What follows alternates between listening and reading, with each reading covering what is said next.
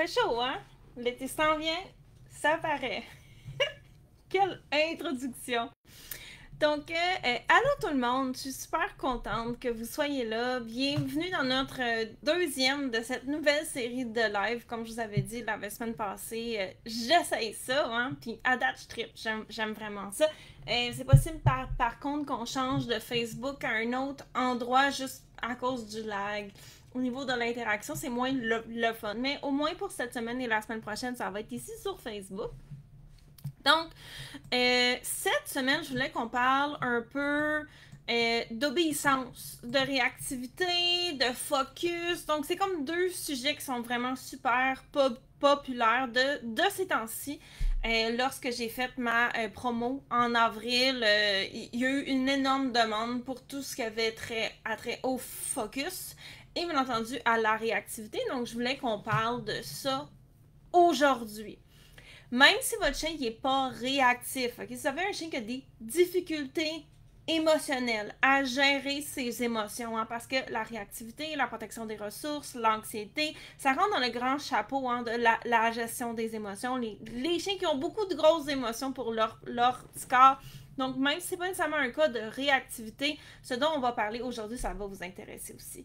On a Louise qui vient d'arriver. Je suis super contente que vous soyez là. Vous êtes déjà plusieurs à arriver, donc on va y aller directement. Aujourd'hui, on va répondre à 4 questions essentiellement, que j'ai pas un discours de préparer. Je veux vraiment qu'on parle de ces 4 questions-là qui ont rapport au lien, au fond, entre la réactivité et l'écoute, l'obéissance, le focus, on va mettre tout ça ensemble. Donc, au fond, au début, ça va être quand même assez court. On va parler de est-ce que la réactivité est un manque d'écoute ou d'obéissance. Ceux qui me connaissent, vous savez déjà ça va être quoi la réponse, mais je pense que c'est primordial de le répéter. Donc, on va répondre à cette question-là. Ensuite, on va parler, est-ce que c'est vrai que ça sert à rien de travailler l'écoute ou l'attention, le focus en réactivité? Donc, c'est des idées que je vois souvent discuter sur les réseaux sociaux. Donc, on va aussi reparler un peu de est-ce qu'un chien réactif, c'est un chien qui est mal élevé? On va parler aussi de la fameuse phrase hein, il n'y a pas de mauvais chien, il y a juste des mauvais maîtres parce que c'est quelque chose qui affecte beaucoup les gens. Donc, juste une seconde, je me fais une petite note.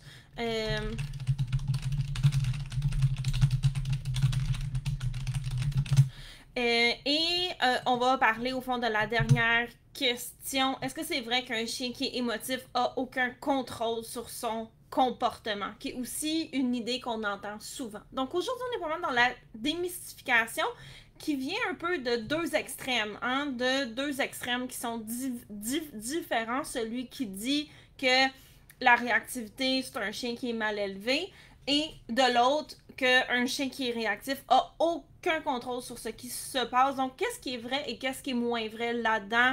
Et bien entendu, quelle est la place de l'écoute dans la réactivité. Donc, avant qu'on commence, je serais curieuse de savoir, vous, qu'est-ce que vous en pensez? Est-ce que vous voyez des liens? Ah bon, ça, mes cheveux sont dans toutes les directions. Donc, est-ce que vous voyez des liens entre réactivité et écoute? C'est quoi votre idée là-dessus, votre opinion? Comment, au fond, dites-moi dans le chat, est-ce que vous voyez un lien entre écoute et réactivité? Si oui, lequel?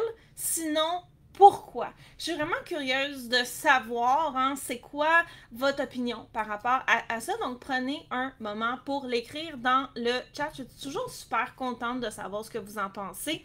Et c'est toujours plus agréable aussi lorsque c'est interactif, parce qu'il n'y a rien de plus plate que de donner un exposé, hein, un monologue sans interaction. Donc, comme je le disais, prenez là, un certain temps pour écrire dans le chat, vous, qu'est-ce que vous en pensez? Est-ce que vous voyez un lien entre réactivité et l'écoute, l'obéissance, le focus? On va mettre tout ça ensemble. Si oui, lequel? Et sinon, pourquoi? Je suis vraiment curieuse de savoir ce que vous en pensez. Et de voir c'est quoi le vôtre. Donc moi, mon opinion, elle est déjà faite, mais ça me tente, je veux vraiment, vraiment, vraiment savoir qu'est-ce que vous en pensez et c'est quoi aussi vos interrogations par rapport à ça. Et donc, je pense on va commencer, puis je vais inverser l'ordre de mes questions. Non, on va commencer dans l'ordre que je les ai mis, mais dites-moi pareil vos réponses, je les lirai après. Donc,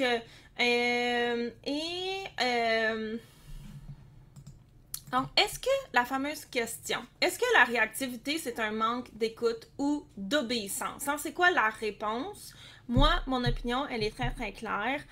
La réactivité n'est pas un manque d'obéissance de la part du chien.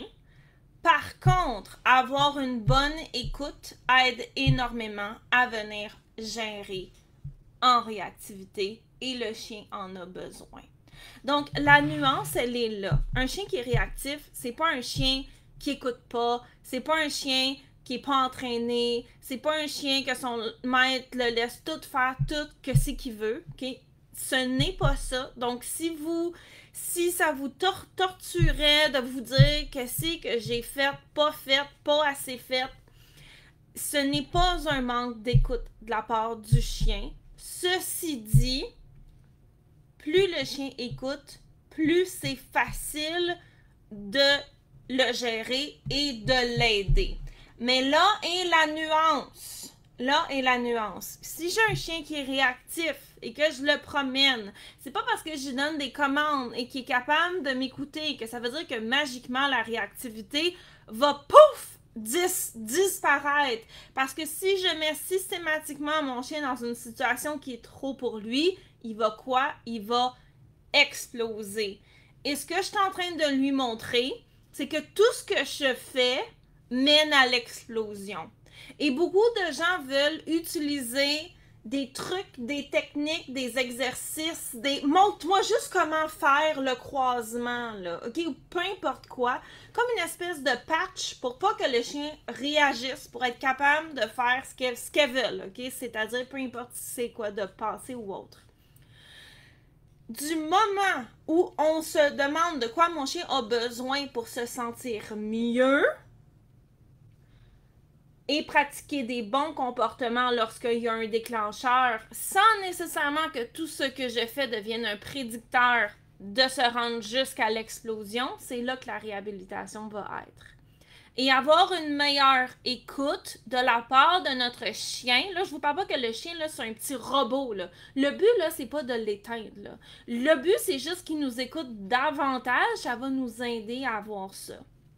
Parce que ça va être beaucoup plus facile d'intervenir rapidement. Et on le sait, en réactivité, le timing, le temps, c'est essentiel. Et voici un bon exemple, ok? Ce qui mène à la deuxième question. Il y a beaucoup de gens, ok, des extrémistes qui disent la réactivité, c'est un problème purement émotionnel. L'écoute, l'attention, l'obéissance n'a rien à voir là-dedans. Faites aucun exercice de ça, ça donne rien. Moi, je ne suis pas d'accord parce que comme je l'ai dit, même si la réactivité n'est pas un manque d'obéissance, avoir une meilleure obéissance, ça nous aide en réactivité. Ça nous aide à quoi? Pas continuer notre chemin et notre petite vie comme si de rien n'était. Ça nous aide à donner à notre chien ce dont il a besoin pour être capable de pratiquer des bons comportements qui sont productifs à long terme. Voici un exemple qui est arrivé dans mon abonnement, mon chien réactif. Je regardais avec une de mes étudiantes une vidéo. On faisait une analyse en groupe. Sa chienne avait perçu quelque chose. On ne sait pas c'est quoi. Okay?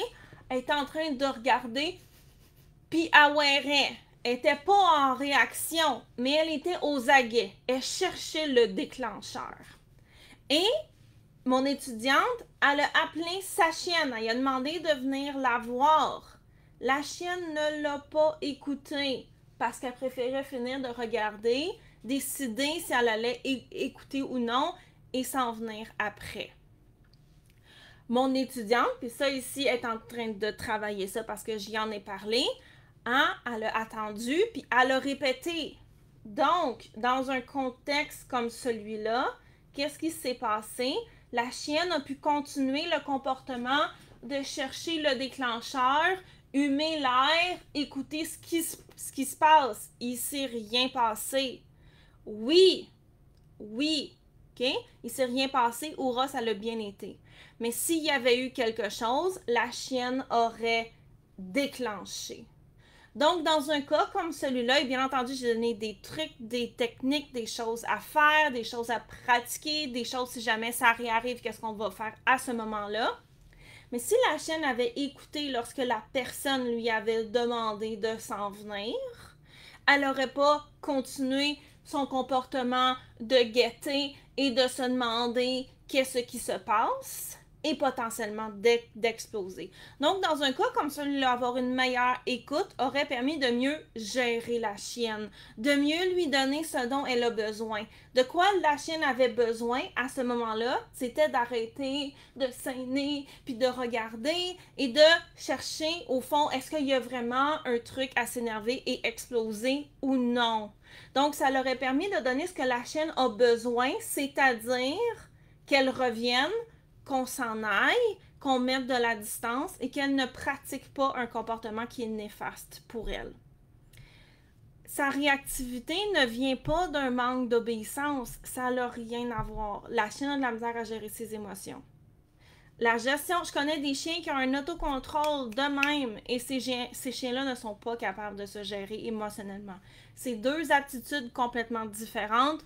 Oui, de faire des exercices d'autocontrôle, c'est une des façons d'aider avec la gestion des émotions, mais de faire de l'autocontrôle en mettant des biscuits en forme de cœur autour du chien, c'est pas ça qui apprend la gestion des émotions. Donc, il n'y a pas de lien, mais d'avoir une meilleure écoute nous permet de mieux aider le chien à se sentir bien. Donc, ça ici, c'est ma réponse à ça. Et on a ici une super bonne question de la part de Louis. Je suis contente qu'elle l'ait posée. Donc, hier, encore, elle a lu l'obéissance. On oublie ça tant qu'on n'aura pas réglé le problème de réactivité. Au contraire, dans mon abonnement, j'ai fait dans mon chien réactif, qui est mon programme pour la réactivité, j'ai fait des changements récemment pour intégrer plus d'exercices qui n'ont pas rapport à la réactivité. Pourquoi? Parce qu'on ne peut pas juste mettre notre vie sur la glace en attendant de régler la réactivité. C'est pas une question de je m'accote, je me fais chier, je règle ça, puis on aura du plaisir après. Avoir du plaisir ensemble, avoir un chien qui écoute davantage, avoir plus de facilité, ou juste faire des choses plaisantes ensemble, ça a sa place dans le processus de réhabilitation de la réactivité. Puis avec mes étudiantes, je me suis dit, là, je vous vois aller, là. La réactivité prend toute la place dans votre vie. Il n'y a plus de place pour avoir du plaisir avec son chien. On va en remettre. Il y a un déséquilibre. Et on va faire des choses intéressantes ensemble. Donc, si on a un chien qui nous écoute zéro, ça va être difficile d'y montrer les bonnes choses ou juste d'être capable de le rappeler pour s'en aller. Donc, dans un cas comme celui-là, de se dire l'obéissance, on oublie ça tant qu'on n'aura pas réglé le problème de réactivité, c'est extrémiste. C'est sûr que, et à nouveau, là est la nuance, si j'ai un chien en méga réaction, là, il est au bout de sa laisse, là, les pattes d'en avant dans les airs, là, je le retiens autant que je peux pendant qu'il est en train d'exploser, genre, il a l'écume à la gueule, il est en train d'engueuler le quartier tout au complet. Puis je lui demande de s'asseoir, puis de faire des assiresses. Oubliez ça. Oubliez ça. Genre, il est à des années-lumière dans sa tête de ça, là. On n'est pas là, OK? On n'est pas là. Là, il y a une erreur de timing, et l'erreur de timing, elle est de notre part. C'est pas pendant que le chien, je vous l'ai dit, là, la réactivité, c'est pas un manque d'obéissance. Donc, dans un contexte comme celui-là, de demander des affaires d'obéissance pendant qu'on a un chien en méga réaction, ça donne rien. Vous êtes juste en train de montrer à votre chien à vous ignorer. Que quand vous lui donnez des commandes, blablabla, c'est juste du background noise en arrière. C'est pas vrai. Mais si le chien, il a vu le déclencheur, OK? J'ai eu une situation, d'ailleurs, j'avais une cliente hier, je lui disais, c'est quand ton chien, il a vu le déclencheur, il l'a vu, il sait qu'il est là, il sent pas 100% dans son petit cœur super bien, mais il est encore réceptif. C'est là le moment de lui montrer comment on veut qu'il agisse. Comment je veux que mon chien agisse lorsque justement il sent pas super bien dans son petit cœur, mais il est encore capable de se gérer pour lui donner pour l'aider, pour être capable. Et c'est là ici qu'on va venir aider le chien. On le sait en réactivité. Plus le chien fixe le déclencheur, plus il va exploser. Résultat, on laisse pas le chien fixer le déclencheur. C'est aussi simple que ça. Qu'est-ce qu'on fait à la place? On lui montre de quoi il a besoin et bien entendu, on va utiliser des exercices pour baisser la charge émotionnelle du déclencheur. On ne rentrera pas là-dedans aujourd'hui parce que c'est pas le sujet de la présentation. Okay? Donc, c'est plus compliqué que ça. Et ça va dans notre message. L'obéissance n'est pas la solution à la réactivité, mais l'obéissance a sa place dans la réhabilitation de la réactivité parce que j'ai besoin que mon chien, il m'écoute pour être capable de l'aider. J'ai bien dit pas m'aider moi à continuer ma vie comme si de rien n'était, aider mon chien. De la même manière qu'avec mon étudiante, quand sa chienne a regardé pour essayer de trouver le déclencheur, quand on la rappelle, on a besoin qu'elle vienne. Fait qu'on va s'arranger pour qu'elle soit capable de le faire. Là, on ne rentrera pas dans les techniques parce que, à nouveau, c'est pas le sujet de cette présentation. Si ça vous intéresse, les portes de mon programme pour la réhabilitation de la réactivité vont réouvrir en juin. OK? Donc, et dans un cas comme celui-là, oui, l'obéissance a sa place, non seulement pour nous aider à mieux gérer le chien, mais aussi parce que des fois, il faut faire autre chose que de la réactivité. Et ça c'est un autre sujet pour un autre jour, mais c'est effectivement très, très vrai. Il y a une autre phrase aussi qu'on entend souvent, c'est-à-dire que l'obéissance vient masquer la réactivité et que si on donne rien à faire au chien, il n'est pas vraiment réhabilité. C'est sûr que ultimement, là, un jour, ok, on voudrait que le chien soit capable de se gérer par lui-même. C'est vrai. Mais la gestion du chien par lui-même passe en premier par la gestion à travers nous. Et comment nous, on va gérer, ça va dépendre de la situation. On va demander plusieurs choses. On va montrer à notre chien, voici comment te comporter. Et aussi, quand il y a un problème, voici comment tu me le dis. Plutôt que d'aller exploser par en avant, dis-moi-le, je vais intervenir. Et bien entendu, on va intervenir lorsque ça arrive pour effectivement prouver au chien « Hey, t'as bien fait, regarde, je t'aide, j'enlève ton problème par la prise en charge proactive. » À nouveau, ceci est un sujet pour un autre jour. Donc, comme Geneviève dit, l'écoute et l'attention nous aident à communiquer avec notre chien et connecter avec lui. Et ça, ici, j'y crois à 100%. D'autant plus en réactivité parce que, comme on a dit, notre chien, il a besoin de nous. Donc, pour que notre chien apprenne à se gérer par lui-même, il faut qu'il apprenne à se gérer à travers nous en premier. Et cette chose-là ici, elle est essentielle. C'est un des piliers de ma philosophie en réactivité. Et ça marche, je le sais. Je l'ai faite avec mes chiens et mes clientes ont réussi à le reproduire avec leurs chiens. C'est très, très, très, très, très important en réactivité. Trouvez-vous des profs qui ont réussi à régler le problème. Sinon, c'est juste du vent. OK, deuxième question, la fameuse phrase « Il n'y a pas de mauvais chiens, juste des mauvais maîtres ». Et celle-là ici, je l'ai intégrée parce que c'est quelque chose qui fait beaucoup de peine aux gens. Est-ce que c'est vrai? La réponse, c'est non. Oui, l'éducation a un lien. Oui, tout ce qu'on va faire va nous aider, hein, parce que c'est nous qui allons réhabiliter le chien. C'est pas en faisant rien et en attendant qu'il y ait une illumination divine d'arrêter d'être réactif que le problème va se régler. Ceci dit, les origines du problème de la réactivité sont immensément vastes. Il y a la génétique, il y a ce que l'éleveur a fait avant que vous ayez le chien. Dans le cas des chiens de refuge, il y a tout ce qui s'est passé avant. Il y a tout ce qu'on a essayé de faire avec plein de bonnes intentions. Il y a aussi la phase où, hein, comme n'importe qui, on essaie des affaires pour voir ce qui marche. Puis des fois, on se rend compte qu'il y a des choses qu'on a fait que c'était bien. Puis des fois, on se rend compte qu'il y a des choses qu'on a fait que c'était pas bien. Et ça, moi, je l'ai vécu lorsque j'ai développé mes propres protocoles pour la réactivité. Des protocoles qui fonctionnaient, j'en connaissais pas. Fait que j'ai pris des bouts à gauche, à droite. J'ai expérimenté. Je me suis plantée en pleine face, mais à chaque fois, je me suis demandé, OK, j'ai essayé ça, il y a le résultat, comment je peux améliorer? C'est quoi mon objectif? Qu'est-ce qui marche? Qu'est-ce qui fonctionne pas? Qu'est-ce que je suis capable d'améliorer dans qu'est-ce qui marche? Si ça marche pas, est-ce qu'il y avait quand même un petit bout intéressant que je peux après ça venir modifier? Ou est-ce que j'ai une information ici qui est super intéressante? Et ça ici, ça arrive pas du jour au lendemain. Donc, je sais que beaucoup de gens vont utiliser cette phrase-là pour dire l'éducation, c'est ce qui cause le comportement. Mais aux dernières nouvelles, là, ni vous ni moi, on est des généticiennes. On ne peut pas changer le code génétique de notre chien et on ne peut pas changer le passé. Ce qu'on peut changer, c'est qu'est-ce qu'on peut faire aujourd'hui et maintenant pour aider notre chien à quoi? Se sentir mieux et être capable de nous donner les comportements qu'on veut.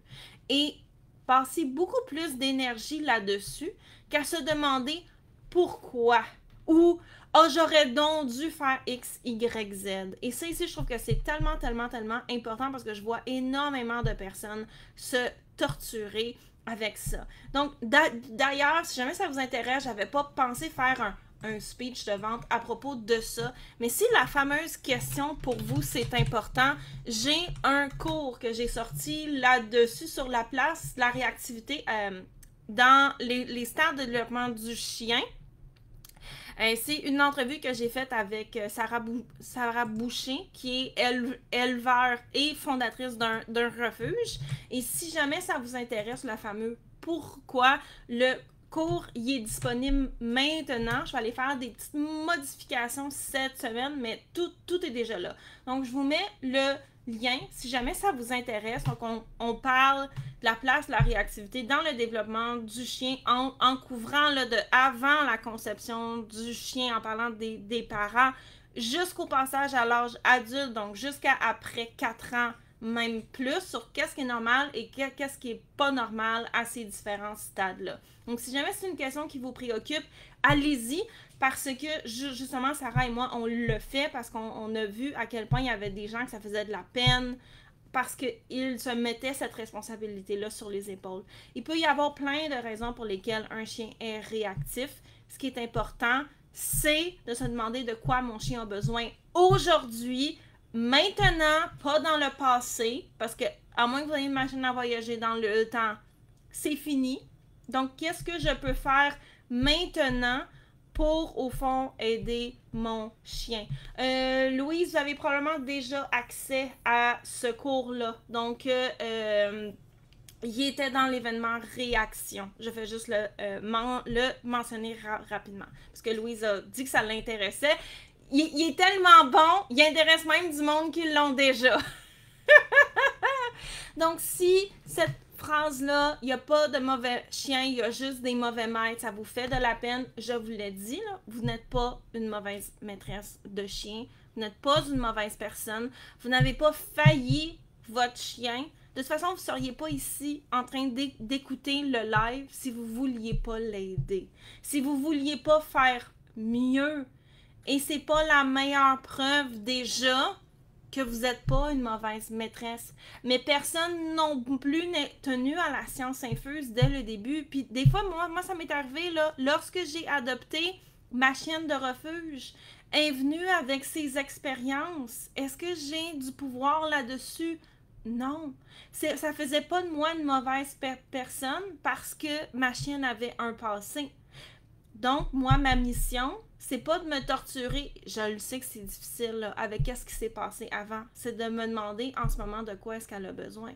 Puis lorsque j'ai adopté Rina, puis qu'elle faisait de la protection des ressources dans le tapis, puis qu'elle chargeait tout le monde dans la rue, elle était bébé, là. Elle était bébé, elle est venue au monde de même.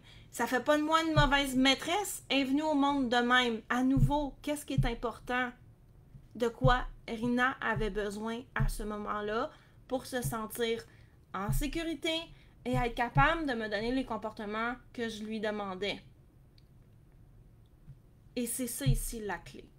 Donc, je vous le redis, il n'y a personne ici en ce moment, si vous posez des questions, si ça vous torture, qui est une mauvaise maîtresse de chien. Vous êtes une maîtresse de chien qui est dévouée, qui veut le meilleur pour son bébé, qui fait des erreurs des fois parce qu'on est humaine, mais qui est déterminée à faire son possible pour l'aider. Et pour moi, ça, il n'y a pas meilleur gage que vous êtes une excellente maîtresse de chien. Donc, on va passer à la question suivante. Est-ce que c'est vrai qu'un chien émotif a absolument aucun contrôle sur son comportement?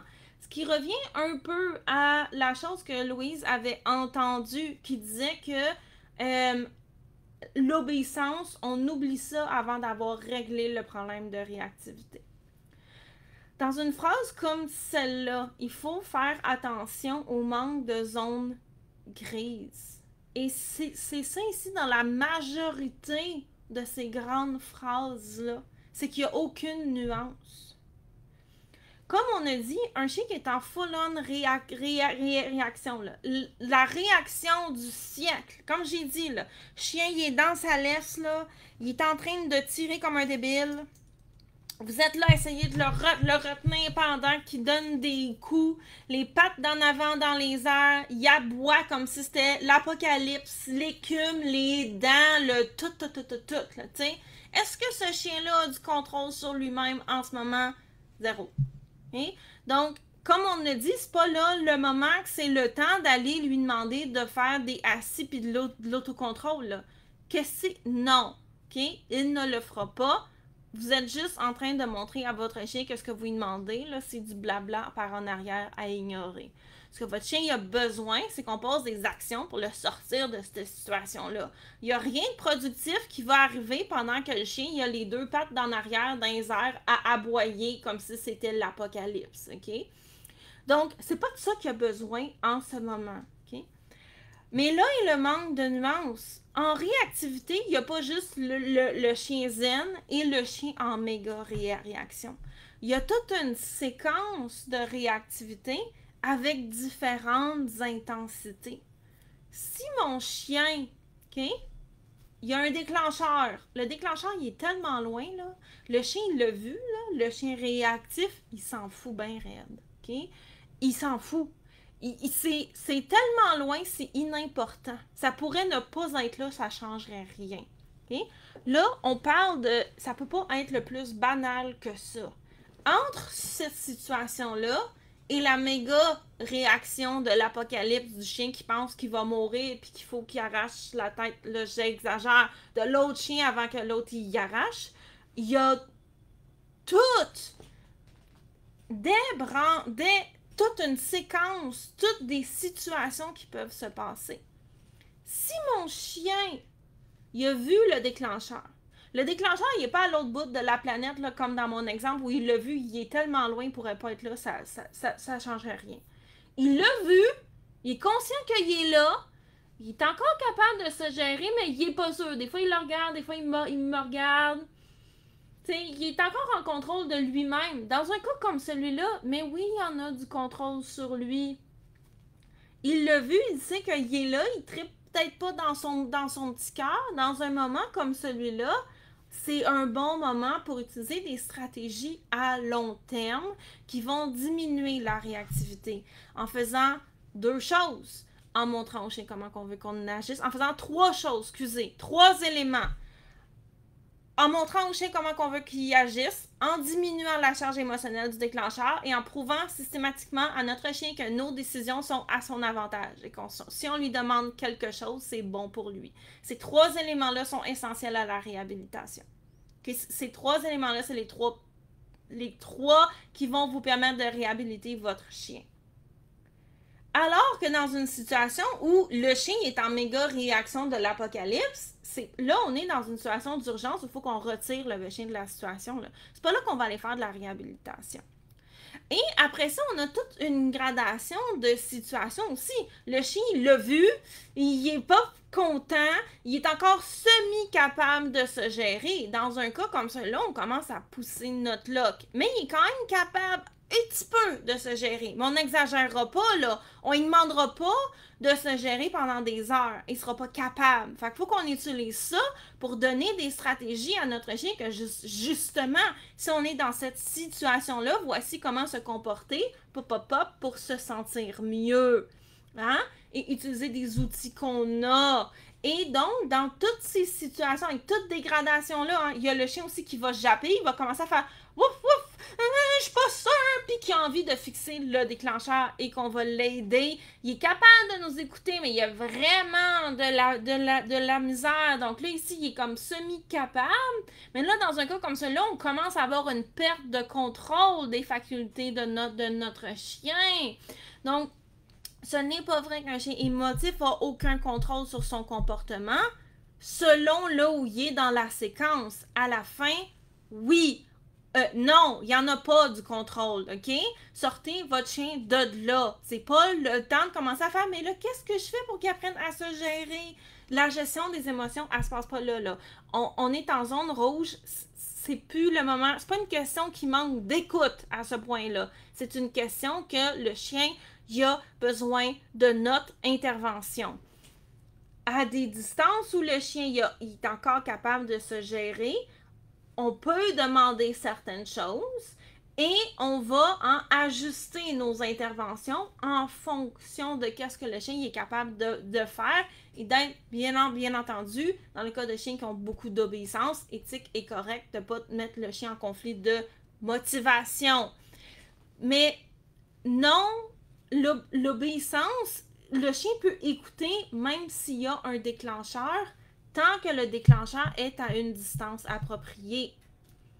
Et c'est important de reconnaître la différence entre est-ce que mon chien il ne m'écoute pas parce qu'il veut finir de regarder, voir, y a-t-il quelque chose là, c'est-tu intéressant, c'est un déclencheur?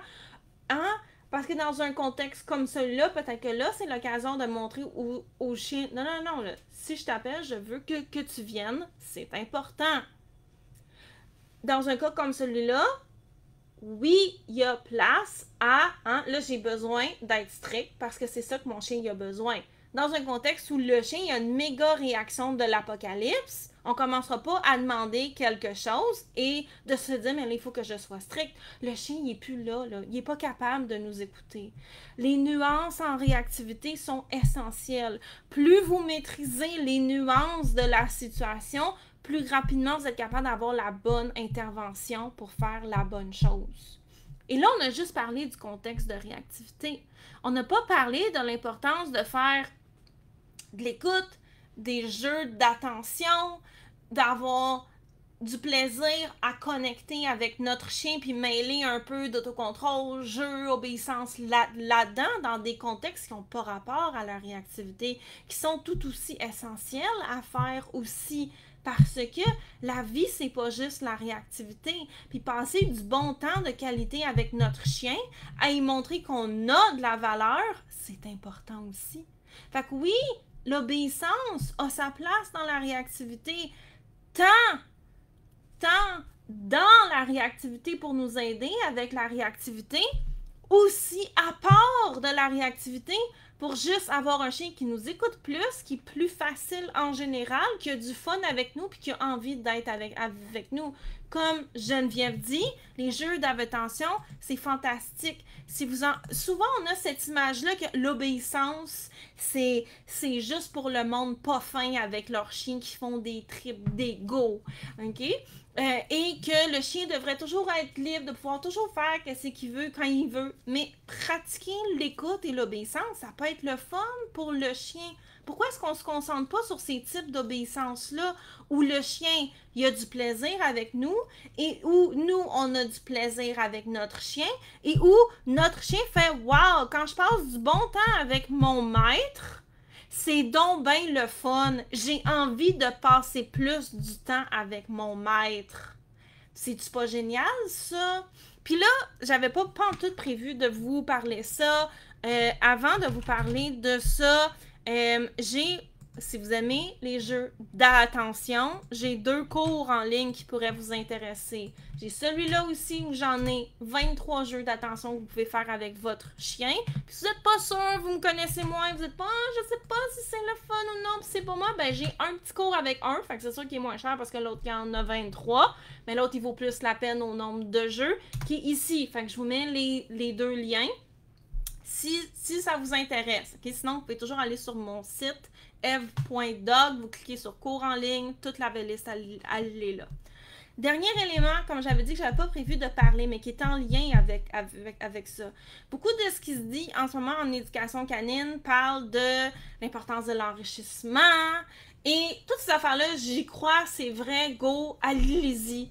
Mais à un moment donné, j'ai eu comme une espèce de « Ouais, mais est où ma valeur à moi là-dedans? » En regardant tout ce qui était proposé, hein, lancer des croquettes dans le gazon, donner à manger dans des jouets interactifs, envoyer le chien jouer à telle place, l'envoyer jouer avec les autres chiens, faire des jeux dans la maison, que le chien, genre, il faut qu'il défasse la boîte pour aller chercher toutes ces choses-là qui sont bonnes et qui font partie d'une bonne hygiène de vie avec le chien. Ceci dit, un gros bémol que j'ai avec ça, qui ne vient pas dire que c'est pas légitime, qui vient dire qu'il y a place à de quoi de plus avec ça, c'est que nous aussi, on a une valeur. Et que si systématiquement, quand notre chien il est dehors, par exemple, dans la cour, on envoie le chien jouer tout seul, on l'envoie chercher des croquettes dans le gazon, on l'envoie jouer avec les autres chiens, on l'envoie jouer avec des bébelles tout seul, si vous sortez dehors, votre valeur va être très très basse. Parce que votre chien est habitué à aller s'amuser tout seul, pas avec vous. C'est bon pour le chien d'avoir des moments pour aller s'amuser tout seul sans vous. Je comprends que des fois, on est occupé, puis on n'a pas nécessairement 25 heures dans notre journée pour aller jouer avec le chien. Parce qu'après ça, ça laisse plus grand temps pour le reste, considérant qu'il y en a juste 24.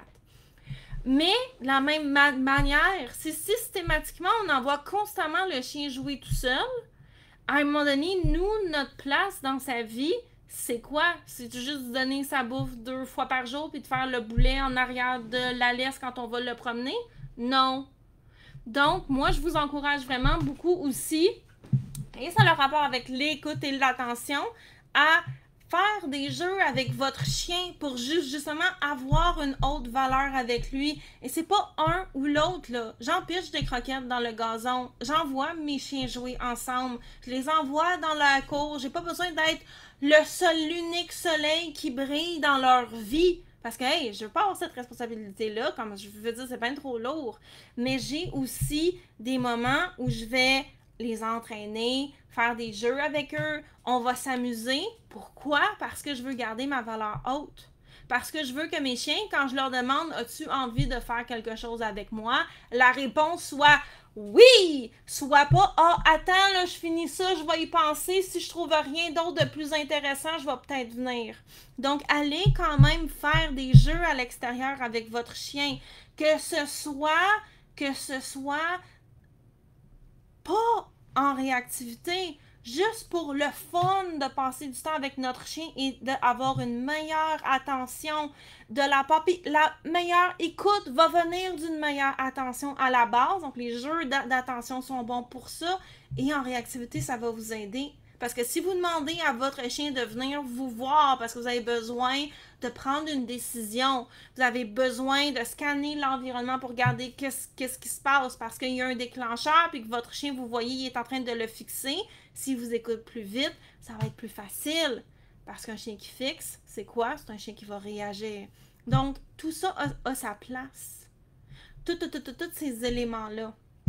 La réactivité, c'est pas une chose qui va régler ça, c'est plein de petites choses en parallèle aussi. Raison pour laquelle, comme je vous disais dans mon programme, on a intégré plus de fun, plus de jeux, plus de choses aussi en parallèle à la réactivité pour pas que ce soit genre toute notre vie.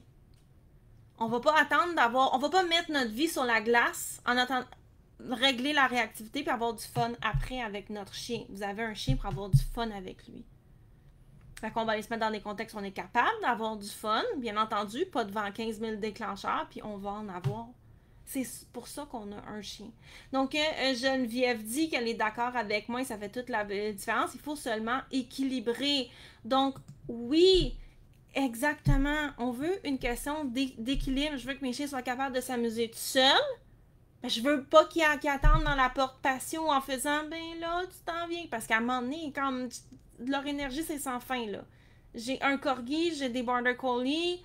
Mais à un moment donné, je veux aussi être sur leur radar. Puis même avec Tumo, qui est un vieux Shiba de 11 ans, qui a pas été élevé à être un chien de sport, là. Même lui, quand je sors dehors, il est comme « On fait quoi? » Parce qu'il a envie d'être avec moi, parce que j'y ai donné envie d'être avec moi. Et ça, ici, c'est utile dans tous les aspects de notre vie. Tumo, il m'écoute beaucoup plus depuis qu'il a envie d'être avec moi. Donc, on a Marie-France qui dit « Ah, bon sang, je m'en vais l'acheter, mais elle l'a déjà acheté. » Fait que si vous l'avez déjà, j'espère que c'est votre motivation pour aller pratiquer. Les cours sont tellement bons, le monde qui les a déjà, ils veulent les réacheter une deuxième fois. Bon, ok tout le monde, on se laisse. La semaine prochaine, on va parler de rappel. Le rappel aussi que ça place en réactivité. Bien entendu, tout ça ici, c'est connecté ensemble. Là. Hein? Le grand chapeau de la gestion des émotions, c'est vaste. La semaine prochaine, on va parler de différents types de rappels. C'est drôle parce que j'avais une discussion avec une amie éducatrice canine qui elle a dit qu'elle était contre ça, les différents types de rappels, qu'on faisait juste mêler le monde. Moi, je suis comme, non, je suis pas d'accord avec ça. C'est important de savoir qu'est-ce qu'on fait, puis pourquoi on a parlé de ça un peu la semaine passée. On va en reparler la semaine prochaine, parce que j'ai un cours sur... qui a rapport à nouveau à l'écoute. J'ai un cours en ligne qui s'en vient, que je suis en production, là. Je suis en train de faire le plan de cours sur tout ce qui a rapport au-delà du rappel à promener ses chiens en longe ou en liberté. Donc oui, le rappel c'est important, mais tout ce qui a rapport autour de ça, parce qu'on ne veut pas promener en étant constamment en train de rappeler. Donc ça va sortir un petit peu de la réactivité, mais pas tant que ça, parce que comme je vous ai dit, c'est important d'aller faire autre chose que de la réactivité. Fait qu'il y a un lien. Il y aura toujours un lien. Parce que ce qu'on veut, c'est avoir un chien qui est émotionnellement équilibré, qui vit une vie équilibrée. Fait que c'est pas juste réactivité. Comme c'est pas juste fun. Et comme des fois, il faut se botter les fesses, puis des fois, il faut lâcher le morceau, là, puis aller faire autre chose, puis se rappeler que, comme je vous ai dit, on a avant tout des chiens pour avoir du plaisir avec eux. Fait qu'on se revoit la semaine prochaine. Merci d'avoir été là avec moi. Et donc, même heure, même poste, la semaine prochaine, on va parler des différents types de rappels. Et en attendant, si vous avez des questions en ayant regardé la présentation après, eh bien, mettez-les dans les commentaires. Je vais les voir même si le live est terminé. Bye bye!